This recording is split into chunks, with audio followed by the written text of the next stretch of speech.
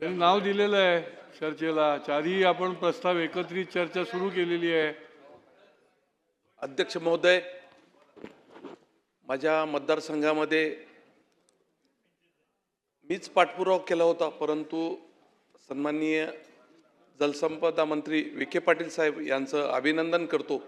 नाही, प्रस्तावावर बोलताय ना आपण? 293 प्रस्ताव.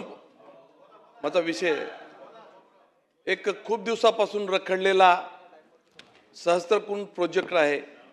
परवा मागच्या 24 तारखेला जलसंपदा मंत्री महोदय विखे पाटील साहेबांनी नियामक मंडळात त्यांना मंजुरी सुद्धा दिली, परंतु काही मंडळी मोठ्या प्रमाणात आता ग्रामपंचायतचे विलेक्षण आले, पाठीमागे जिल्हा परिषदचे डेट जाहीर झाल्या होत्या, परंतु रद्द झाल्यामुळं आमच्या इकडचे मोठ्या प्रमाणात आंदोलनं करतायत आणि लोकांची दिशाभूल करत आहेत.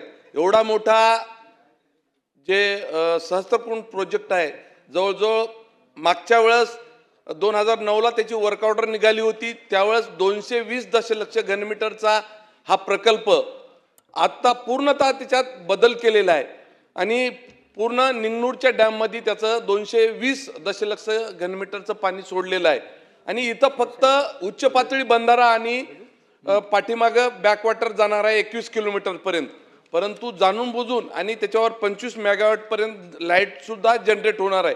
परंतु काही मंडळी 5-5 हजार शेतकऱ्यांचे चुकीचा लोकांमध्ये गैरसमज करून दिशाभूल करत आहेत. तर माझी आपल्यामार्फत एवढीच विनंती करतो की एक जनसुनावणी घ्यावी असं आणि लोकांना, शेतकऱ्यांना त्यांचा जे काही धरणाच्या संदर्भात फायदे तोटे किंवा माझ्या मते तर जे काय आहे ते एकही त्याच्यात गाव बुडीत क्षेत्रामध्ये जाणार नाही. फक्त मी एवढीच मागणी करतो जनसुनावणी घेण्याची. 293 वर चर्चा करते वेळेस मी माझ्या मतदारसंघात जवळजवळ 7 उच्च पातळी बंधारे आतापर्यंत झालेले आहेत आणि सगळे त्याच्यात 4 माझ्या मतदारसंघात आहेत, 3 खाली किनवट माहूरमध्ये आहेत. म्हणजे जलसंपदा विभागाचं अतिशय काम चांगलं आहे. फक्त मी मंत्री महोदयांना एवढीच विनंती करतो की आमच्याकडं जवळजवळ इसापूर धरणावर 2 मोठे कालवे आहेत.